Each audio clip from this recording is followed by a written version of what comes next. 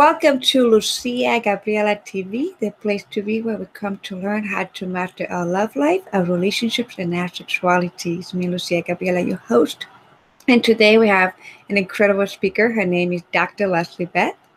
And the topic of today is about training your love intuition for Valentine's Day. For all of amazing audience that is getting ready for Valentine, this is the topic and the episode that you don't want to miss. So before we dive deep into the topic and learn more about LeslieBeth, let's just know that she is a nationally honored licensed clinical psychotherapist, researcher, researcher, and author specializing in teaching people how to trust their love judgment. So thank you, LeslieBeth, for joining us today into this amazing day. Thank you. Thank you for having me. And everyone calls me by my nickname, LB. I'm from the south part of the United States, and sometimes you get those long names put together, and everyone messes it up. So please just call me LB. It's fine. Thank you, LB. My name is Lucia Gabriela, so I hear you when Yes, that's people right. try That's to right. say my whole name, and I'm Yes. like, I do like Lucia Gabriela. So, Yes. so I appreciate you. Thank you so much for joining us. So, for all our audience right now that are watching today, how do you start in this journey of teaching people how to love themselves and also how to trust their love judgment? Well, let's start with addressing the issue of intuition. A lot of people think that intuition is sort of like woo woo, crazy stuff, and they feel embarrassed to say that they trust their intuition or even that they have intuitive signs that I call tells. So let me just set the record straight. Intuition is real. There are well known famous researchers, I'll just name a couple, John Cunius and Mark Beeman, who discovered in their research of brain activity that when people's intuition is correct, a portion of the brain on the right side, just above your ear and slightly behind it, gets activated. Now, I find that fascinating. I really do. And secondly, the Nobel Prize winner. He's a well known, obviously world renowned researcher. His name is Daniel Kahneman. He is an expert in intuition. He says that it is one of the most important keys you can have to making sound judgments because so many of our decisions in everything, large decisions, small decisions, you can make lists and lists and lists, but what it comes down to is some little click inside you that says, I'm going with this. So that is a portion of how your intuition works. Beautiful. I'm so glad that you brought this beautiful scientific data in some levels because I remember one of my sociology classes, the teacher was saying that intuition is not real. And I was like, yeah, yeah, yeah, right? And I was like, I could not believe that actually she was saying that there was no scientific data showing that intuition is actually real in sociology. And I was like, well, I would just say like everybody can teach whatever their perspective is, but I'm sure I know that intuition is real because I live it, I embody it, and like yes, I may have not been aware of that data that you just shared, but I'm so glad that you did because it's like yeah, most people like if a lot of people think that if they don't hear it coming from like science, it's not real. So if we cannot measure it, it's not real. But I'm glad that that data is out there now. And there's more of it. There's a professor at Yale University in the United States. His name is John Bark. And the Department of Psychology gave him a whole cognition lab that includes integrating decision making with intuition. So there is plenty of foundation to give credence to the fact that intuition is real and very, very important. And my area of interest is helping people trust their love intuition because I found from my research, I have the mind and soul of a researcher. I don't need closure. I don't need quick answers. And it's very important to me that my audience, my listeners, my psychotherapy clients and readers of my books can trust that what I say to them can indeed be trusted because it is based on solid research principles and on tips and exercises that I've tested and refined over years and years and years of working with thousands of people. So that is really, really the soul of what I offer. And I found that when people have love problems, one of the things they say to me is, oh, I should have trusted my judgment. You know, I knew not to go out with this person. I knew not to go back to their apartment, or I knew not to accept that date and more dates and more dates. I knew it was never going to work out. Why did I do that? So that's how you have to pay attention to your intuitive tells. Yeah, beautiful.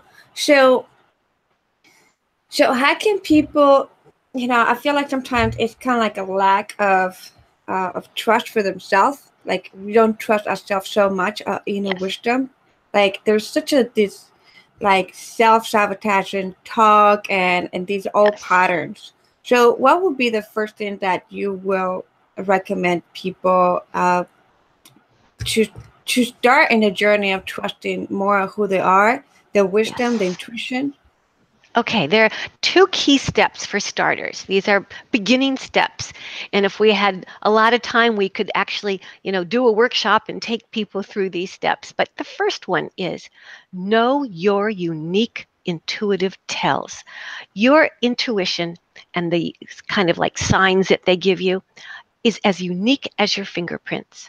So know what they are. The most common one is your tummy flip flops or gets a twingle or something. And the reason for that is there is a major superhighway of neurons that connect your brain to your gut. And these neurons connect with all kinds of microbes in your stomach that connect to your central nervous system, to your brain. So that's why most people experience their intuition as a gut instinct, but not everybody does. So you need to find out what your intuitive fingerprints are. So mine, for example, feel like a giant stop sign just rammed into me here and thumped on my chest and said, don't go, girl. Don't do that. Mine come not as do things, but as warnings. Don't do things. Other people hear a voice in their head that says, this is a bad date to go on.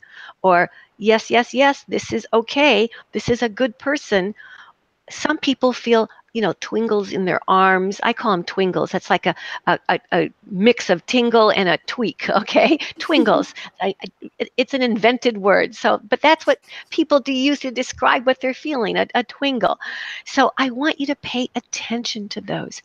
And if you can't think of it, think back on some other times when your intuitive tells kicked in. Where did they come from on your body? Did your legs start to shake? Did you feel like a slam on your head? Is it from outside your body, as mine are? Or did you feel it in your gut? So those are really important. And some people feel their heart skip a beat that says, oh, something's wrong, something's wrong. That sort of um, flight or fight feeling that comes from your amygdala. So, number one, know your intuitive fingerprint signs. I Secondly, love that. and this is what you said, that you are the first person that I have been talking to about intuition who picked up this concept really quickly. Why do we get these intuitive tells and we don't heed them? So why is that? That's really your homework to do. We miss these intuitive tells and we dismiss them because they don't match our emotional comfort zone when it comes to dealing with a person. So let me give you an example so that people can have a concrete idea. Let's pretend that you just broke up with someone who was really controlling, ran your life, told you what to cook, what to wear, what not to wear, how to wear your hair, how to behave in public, how to eat, everything, just controlled your life, made all the major decisions for you. And sometimes this doesn't have to be evil. It can be a benevolent attempt, but nonetheless, the way you feel in that relationship is that you didn't have any say. So eventually it piles up that you feel like you're the incredible shrinking person and you don't have any voice. You almost are disappearing and you break up. And then the mistake sets in. You say to yourself, no more people like that. No more. I'm not going with people like that. I'm going to choose someone who's really easy to be with and very agreeable. And so you choose someone, and there's nothing wrong with someone who knows how to take charge. There's nothing wrong with someone who has an agreeable part to their personality. But what happens is that often, because you had such a bad experience with someone who is a take charge person, you overcorrect your mistake and choose someone who's got no spine and just agrees to everything. And again, for a while, this feels wonderful. Oh, they're so easy to be with. But what happens is a crisis occurs. You get sick, family member gets sick, you lose your job, your house. Think of all the world disasters that have happened, how easily that can occur. And that easily nice going person can't step up to the plate. And suddenly you realize, I don't want someone who's too agreeable. So now you're stuck.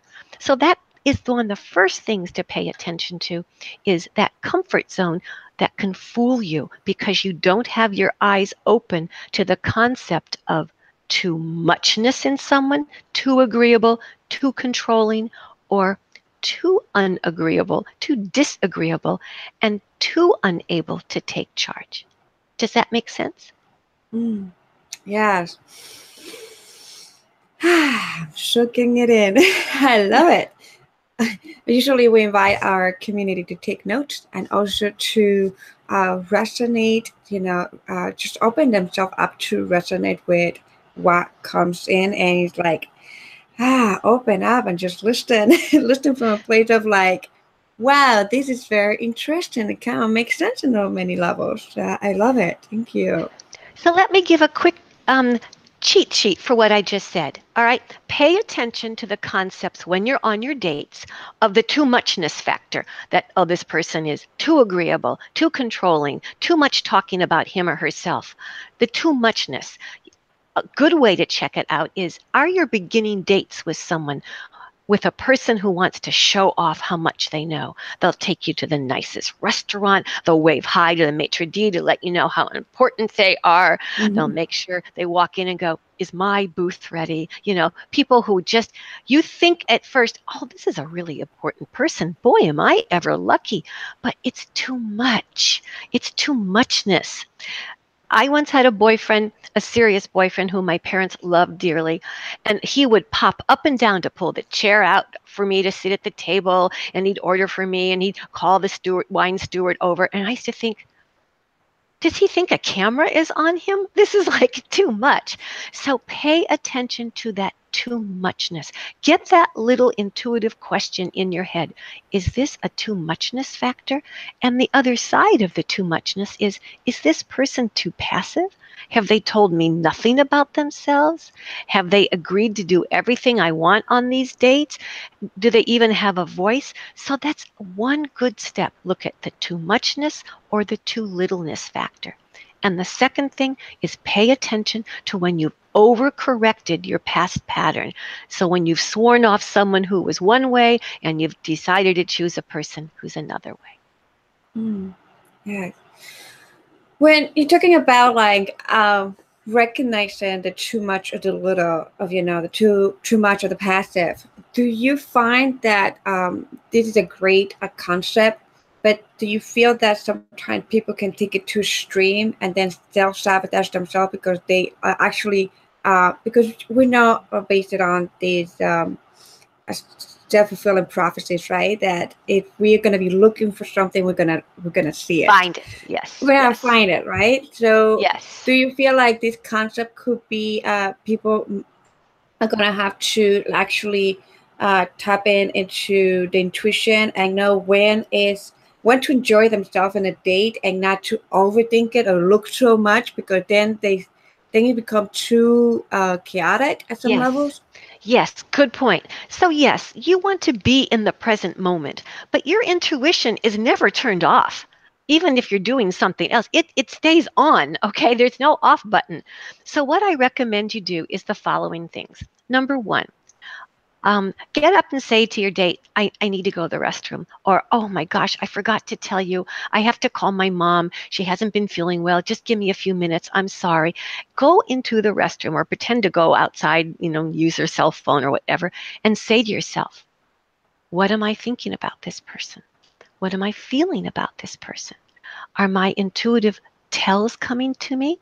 My usual pattern, where do they come from? What's floating in my head? What am I feeling? Do an intuition body check. Check to see what's going on. And pretend that you're with your best friend and you are saying to your friend, pretend the date's over and you've got your best friend on the phone and you're saying, everything seemed good, but I'm a little concerned that, and see what comes out of your mouth, okay?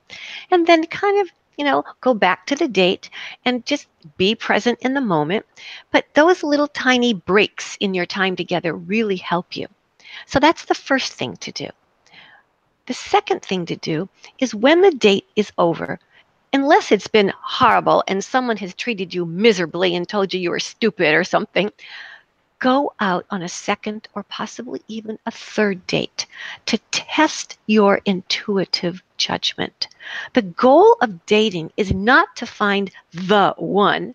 The goal of dating should be to test your intuition, to test your judgment. And that's how you build confidence in yourself so you don't dismiss or miss out on these tells. I love it. Well, I love so many aspects of this because, in one level, I feel like what I think I'm hearing is that um, we have to be really conscious when we go on a date, really fully present and conscious, and not just being a cloud that we're like, oh, Yeah. Fantasyland, oh, Yes, yes, yes, oh, how yes, wonderful. No, yes, you have to, yes, totally. you have to be present, not just in your dreams, but in like mind, body, heart, and soul, and mind is a part of who we are, and we must honor and respect those aspects of ourselves, and be really conscious and focused of Yes, what's happening, and very level of discerning, right? Like that, the yes, aspect of being intuitive and also be discerning, and also uh, there's so much that is so yummy and delicious in here that I'm definitely inviting everyone to review these episodes because there's so much here. Uh, and yes, and the aspect of like the practice of learning to know who we are and what we yes, stand for and what it feels good in ourselves is that practice that many times yes. we take for granted, and then we Oh, just sure. we just don't, like, I love one aspect of Abraham Hicks usually said, like, usually we don't do the things that are the most important, which is like tune in with ourselves because that's Mhm. the most important here. And then we get caught up in the out, the crazy external things that are not important, but we think they're important. But that true connection here is what actually is the most precious for us to work on and practice. So I appreciate what you're sharing with us today. Thank you for that because sometimes people dismiss intuition and don't realize that you can be present and be aware of your intuition. I mean, think about the times that you talk to someone or you give a talk. You're aware of the present moment, but you also have things going on in your mind. So it's not like you can only do one thing at a time. So here's some other tips that you can use. Let's say that you're going on a date with someone and this person is like well known or very successful or wealthy or can help you in your career or is very handsome or beautiful, whatever. And your heart is just pounding, pounding all through your chest. I mean, it's like your heart has taken up the entire body of you. And so it's pounding and pounding. That means you're too excited about this date. You've given it too much importance. And that can cloud your intuition because you think you have hit the jackpot, have gotten the brass ring. This is your ticket to an easy life or to be loved and found special. So you've got to calm that down. You've got to say to yourself, let me see if my excitement about being with this person really matches the experience of being with this person. And that's where you want to check that too muchness or too littleness level. Very important. And if that doesn't work, the other one that a lot of my workshop participants really like doing is go to the bathroom, pretend to take a phone call or make a phone call that you have to make, and say to yourself, if this person were an animal, what animal do I think they would be? And a lot of people like to use dogs because there's so many breeds. There aren't that many breeds of lambs or something, but so is this person a little puppy? Are they a little cocker spaniel? Is this a little obedient little tiny, or is this a Dalmatian? What dog or other animal does this person remind me of? And that kind of gets you out of your consciousness, away from words, and into visuals, which are very, very powerful. Thank you. I'm like, as much as you're sharing, my heart is like, it's so exciting, but it's like that, not pumping, but it's like so joyful. And so, like, yeah, orgasmic. It's like, yeah, this is beautiful wisdom to be shared with our community. Really, really, really, really important to be conscious, aware, to have these little practices that help you to trust yourself deeper, and also that help you to become more confident. Because I feel like one of the issues that many people have when they go on a date or when they are in a relationship is the confidence level. And confidence level is like, if the intuition is not fully present, and then honoring their intuition, the confidence can be, it cannot be there at all, or it can be very little. So there's something that you have to say about the confidence and intuition, or something that you want to mention around that. Yes, well, part of going out on a date again, and maybe even again, or maybe again and again, is to build that confidence, because one of your goals, one of your top goals on going out with someone again, is not to see if you're going to fall madly in love, not to see if, chemistry kicks in. Chemistry is very overrated. The goal of going out again with someone, of course, is to see if you like each other, but the other foundation of it is to see if your sense of this person, your take on them, your intuitive judgment so far is accurate. And when you go on these other dates, please don't go on some wow, wow, wow romantic date. Keep your dates. I call them undates. Make them close to real life. That's how you get to know a person. Don't go back to his or her apartment. Don't bring them to yours. Go on a hangout date. Go to a local place that you like. Stay away from things that aren't part of your ordinary life, because no matter how special this person is, if you find someone who, really matches for you, most of your life is going to be spent doing kind of boring, ordinary things. So, hang out with his or her friends. Bring your friends, and go to wherever you like to go, pizza, sandwich, coffee shop, and just kind of see what it would be like to be in a daily mode with this person. That's what you want to do. Try to avoid those, exclusive events, because you're going to be getting to get stars in your eyes, and you're going to have those twingles all the time. So, pay attention. So those are the ways you build your confidence in your judgment, because that's ultimately your best tool. Ah, delicious, delicious. And you're so right on point that create date where we are in our original real life, right? Like that authentic for us, and not just the big fantasies. Oh, I'm gonna bring you into, yeah, I don't know, like jump from Right, the airplane right, date. right, right, right, right, And exactly. instead of things like that, because um understanding who we are, and like in time, like we're gonna have this resentment and this regret, and we're gonna have all these mixed emotions, because how, this person was so beautiful, wonderful. When I met him, he was incredible.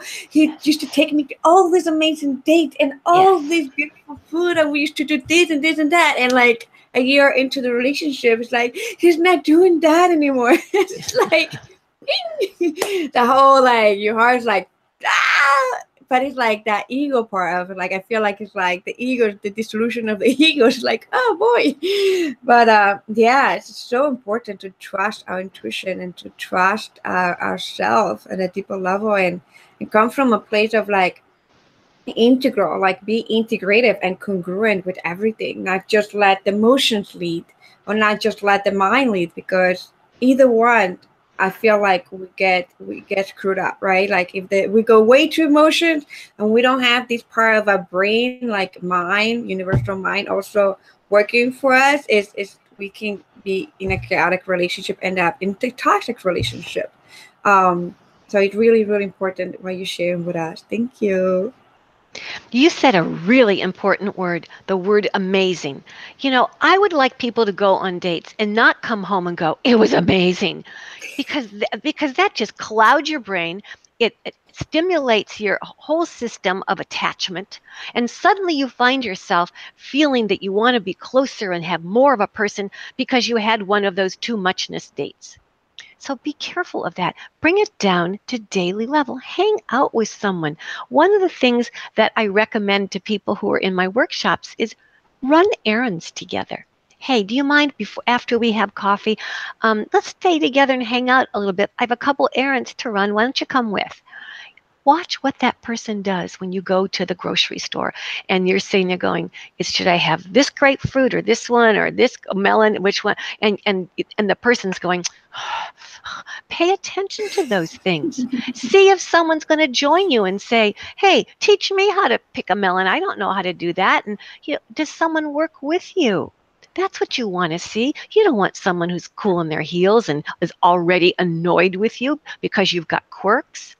The other thing to do is don't hide your quirks. If you're someone who likes food a certain way and you want the waitress or the wait person to know, I don't want this and I don't want, be you, because what you want to see is how that person reacts to your little quirks.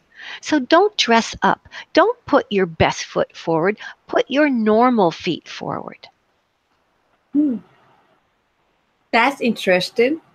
I'm looking at the like it is amazing amazing to me, like amazing. I'm like, whoa. Is I so love that, the whole interaction of going to do errands together and a date or something like that. But people will be asking, like, the first date, isn't that weird? It's like, it's like, when I used to date, I'm in a relationship, but I used to just go for coffee, like, not for coffee, for tea at Starbucks usually. And I will pay my own meals because I just want to see the interaction and just have conversations and all that. So I would never go in those like wow scenarios, but that's why I got into a toxic relationship, because I was wow from the beginning. And yeah, I totally resonate with you.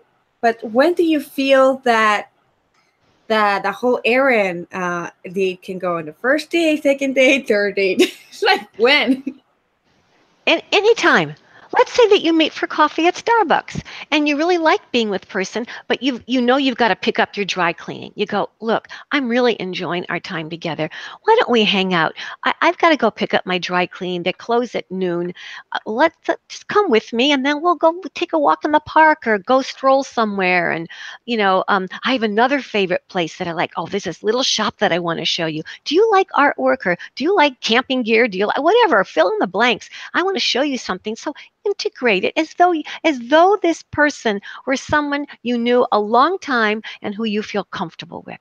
Again, make your dates, I call them undates, make them resemble real life. And also don't wear your fanciest, best outfit, particularly on a casual date. Wear the clothes you normally would wear. Okay, maybe a slightly better top, but you know, just be you, because how are you going to trust that someone can deal with the real you if you're going to hide it? And how about the first impressions, though? Like everybody always think, because we interview many also and talk about date and going, online dating and all that stuff. There's an aspect of like first impressions counts, right? Like even in like we know that even in marketing, like you have 3 seconds to, Yes, to get somebody in the door, right? So how do you want to talk a little bit more about that, because we're going to be a real stuff, right? And also we just polish up a little bit, right? um how can be that productive or counterproductive for somebody? well, pick an environment for a date that makes you feel comfortable.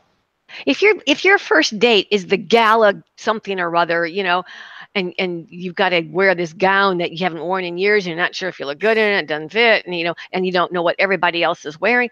That could just, wow, that could make you incredibly uncomfortable. And sometimes you can't avoid that that's your first date.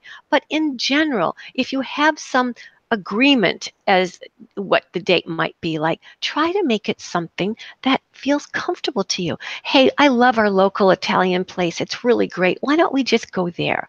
And because I love it, I want you to try their pizza, or let's go to this French restaurant. It's not a fancy one. But they make the best soup. I mean, try to make your dates setting something that makes you feel comfortable. And that's a good way to start. So we're talking about ourselves now, and like this is like creating a date where we are our authentic self, and that we're pretty much like I don't like to use the word testing, but like we are observing and we feeling what's going on. How about the other person? Like, what about the other person has also some kind of like a plan or have some desire to do this or that? Like, how do you invite that? Like, how do you that the whole negotiation aspect of it? Because it's not going to be all about me. Also, I want to be able to see if the other person has something that they want to add into the date, like co-create it together. Absolutely. That's why I'm saying you can't always know what your first date's going to be like when someone says to you, would you like to be my date to the big gala event? What are you going to say? No, no, of course. But afterwards, let's say that there's some place you can go afterwards. A lot of people feel stuck when they find that the hour is getting late, but they still want to stay with their date. And that's when they get stuck into going back to each other's house place. Don't do that. Hotel lobbies and hotel bars are basically open almost all night long. Go sit and talk. That would be a good way to do it. Other things, if the date isn't one of those big, wowie dates, you could say, well, what do you like to do? What would be fun for you? And if he or she says, well, I have this sailboat, and you go, oh no, I get seasick on the water. I ain't going on no sailboat. Speak up. Don't tough it out. Again, be you. Say to yourself again and again and again, don't put out a false self. Do not do that. Be, as you say, authentic. And you can say, I'm not so good on the water. I get seasick a lot. What else can we do? Let's brainstorm together. Beautiful. Yes, so many yummy, yummy, yummy, delicious tips and practices for all of our viewers. They're gonna go on a date for Valentine or before and after. Like really, really valuable information. So I really honor you and appreciate you so much. Thank you so much. Well, thank you, because Valentine's Day is especially tricky. It's out there, the flowers, the candy, the ugly jewelry that's advertised on TV. I mean, it's just, yeah, I remember one time saying to my husband, don't you ever buy me anything like that. Please don't. So you decide, here's some things you can do if you're single on the holidays, on the Valentine's Day. Don't fret about it. Don't get depressed about it. And don't fool yourself into saying, oh, it's just a stupid holiday. You know what? The holiday is out there. It's in the air. Don't pretend to fool yourself into thinking it doesn't affect you. It does. It's there, okay? Sort of like January 1st. You can't say, oh, it's a stupid day. No, it is out there and you absorb it. So why don't you call all your single friends, have them meet you in your favorite local bar, and ask each person to bring another single friend, preferably of the opposite sex. So you have a mixed group. And just hang out together, get to know each other. You could do that in your local restaurant or bar. You could meet at one person's house. Other things that some of my clients have done ahead of time is that they have gotten a few people together who are single. They invite someone who is single, and they identify a charity that could use their help. One of the more popular ones is calling your local soup kitchen and say, we'd like to serve soup and make Valentine cookies for the people at the homeless shelter. So now you're doing community service. You're with a lot of other single people. And after you're done, you go to either someone's house or to a local bar, and you've met all these new people. So take Take action. Don't just lump out, because Valentine's Day is a good way to give yourself a kick in the butt to do something that gets you out of your slump. Beautiful. Thank you. So, how can how audience can reach out to you and learn more from your work? Well, please go to my website, which is lovevictory.com, and you will see that there are two things that you could do. On the right-hand side, there's a place to sign up. If you send me your email, and you'll receive 3 gift books. I will then put you on my list to receive free podcasts, free hangouts, free material. Secondly, at the very top, flashing red lights, it says training your love intuition workshops. Click on that and you'll see that I have workshops. They're not expensive.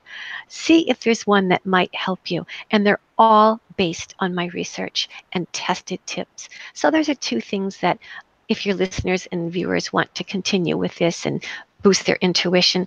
And I also want you to know that from the age of about 4, I knew that I was very intuitive, and I've had not only a mentor all my life who raised me, who was really intuitive. Her name is Daisy, but I also was trained by a very internationally known person in how to cultivate my intuition.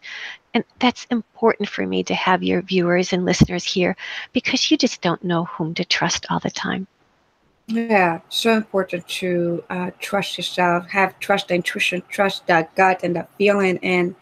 and create your life from that place, because it's really from life experience, like when you get yourself lost and you stop trusting and you just block that part of you, you Yes. start creating a life that is not juicy, delicious, orgasmic. You start creating a Yes. life that is painful, and there's so Yes. much, illusions, the separation, and gaining that trust here and feeling into your body, feeling like you mentioned the whole aspect of the somatic part of recognizing where your intuition feels and expand or contract, like what it looks Yes. like, what it tastes. Sometimes you can taste, sometimes you can smell. Yes. It's Yes, like, that's right. and it's like just say like the tingles, right? The twinkles, and yeah, it's so important for us to learn to tap into that. And I love that you mentioned it, because and you bring in this work, because it is actually, I interview many amazing speakers and also gone to so many events, and actually intuition is like not really talked much. People talked about like getting to your body, the body man of stuff, which is part of intuition, but Yes. it's not really specific. Like, not people don't talk much of it. We talk about energy or sensual energy or sexual energy or arousal. We talk about the mind and filtering the thought, and we talk about like aligning with ourselves, feeling good, feeling bad, and trusting of feeling. And but there's something about the word intuition that many times people get shut off. And even though that it's connected with a feeling or thought and everything, it's like it seems like somehow it is put in a corner. Just the whole concept of it, like, it seems like there's a social conditioning about intuition that it makes people feel that they're going to be persecuted if they trust intuition so much. So thank you for doing the work that you do, and helping people to gain and trust intuition at a deeper level. Well, you use it all the time. As I said, you can't turn it off. The answer is in you. You just have to find ways to get to it and then to learn to trust it. And do we have time for one Yeah, sure. last tip? Okay. Yeah. So I mentioned a while ago the concept of chemistry. How many times have you and your listeners and viewers said, I didn't want to go out again with them. There was no chemistry. Do away with that notion of chemistry for a while, because chemistry, those feelings can be very strong, but they could be wrong, because you could have an attraction to someone who isn't good for you. So that's why I want you also to look back on your dating patterns. I don't think in terms of types of people. We're not types. What we do is we get into relationships and we either do um, one of two things. Imagine, here's a tip, make a plus sign with your fingers. This strong one, the one that's standing up and down, the top of it is someone who has too much say in the relationship. The bottom part of that continuum is someone who has too little say. So you want to look at that. Is someone trying to control you, or are you trying to control someone? Now let's look at this one, okay? The one that goes across. This end is someone's very warm. In fact, they're so warm that they're clingy. Oh my God, they're like a puppy. I can't go from one room to my house to the other, okay? And at this far end is someone who is cool. They don't have a lot of time for you. They're very busy and they haven't called you in 3 weeks. And honey, I've been thinking about you, but I've been traveling. So what you want as an ideal way is something that's somewhere in the middle between these two continuums. So that is a pattern grid to look at rather than looking at they're not my type. And forget about chemistry, because you can have chemistry, a feeling of strong attachment for someone who isn't good for you. So do away with that for a while. And as a very, very quick example, my husband at the time that I met him, was my boss. And I was a clinical director of a large out psychotherapy clinic all over the city of Boston. We had like 4 or 5 offices. And so we had to meet a lot because I had to talk to him about some of the people we were treating, about the other therapists who were part of the organization and how they were doing, and all kinds of things. So over the course of a year, now we're both single, so there was nothing hanky-panky going on. Over the course of a year, we got to know each other. And trust me, I'm being honest to God true. When I first met the director of this organization, my husband, I thought, no, this isn't, I don't like him personally. I mean, yeah, he's really good at what he does professionally, but yeah, I didn't find any affinity towards him. But by the time I got to know him and meet his family, and we shared common values and sense of humor and what we wanted out of life. So I remember one day, I was standing in the main office area, and I was going to my mailbox to get some messages. And the director, my future husband that I didn't know was going to be my future husband, walked in, and it was almost like Tinkerbell sprinkled stardust all over me. And I fell towards the little mailbox. I gripped it and I said to myself, almost out loud, "Oh my God, I'm in love with my boss." I mean, it came as a whoa.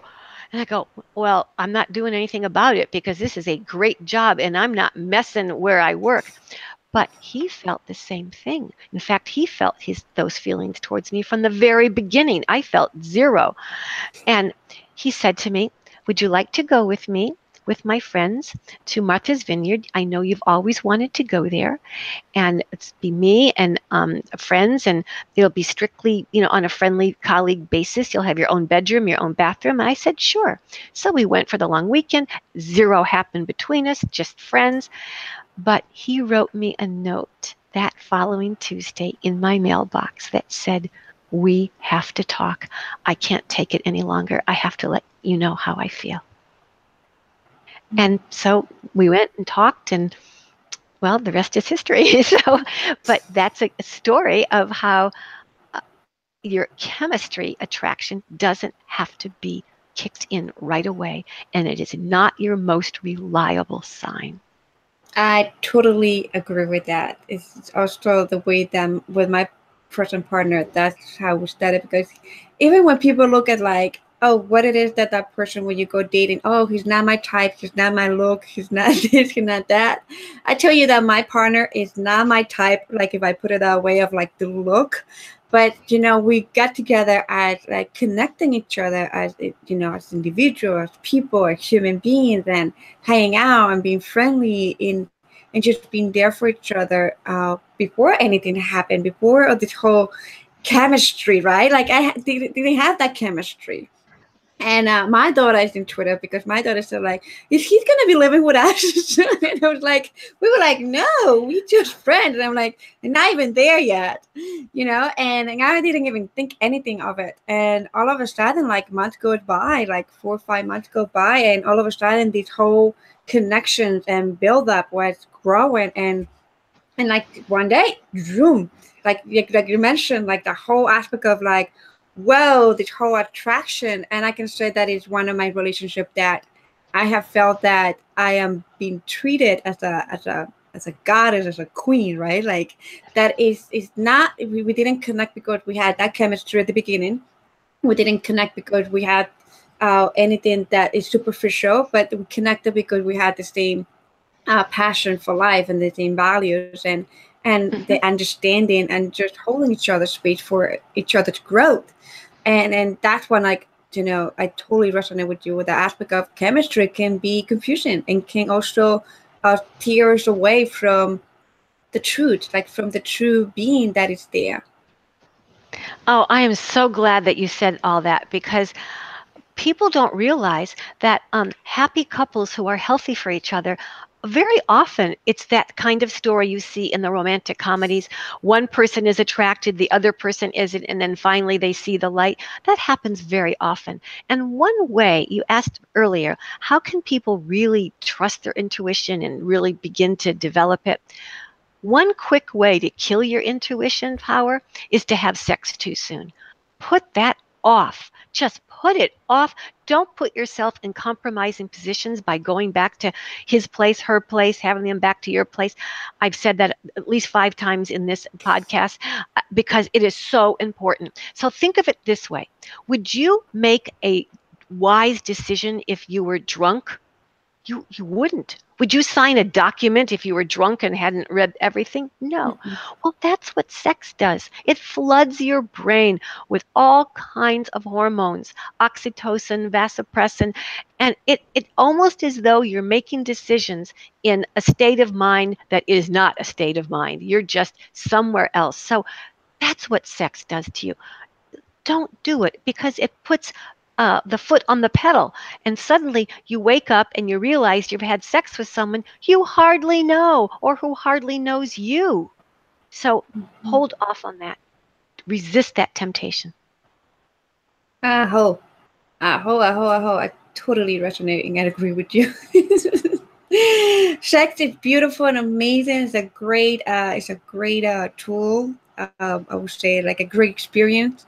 But definitely when it comes to like dating, and we have to honor ourselves and get to know, because it's such a sacred, to me sex is so sacred, and not just the physical sex but energetic sex. Everything that we create is so sacred, and to just use to not be in that sacred state is like it can be very painful and harmful.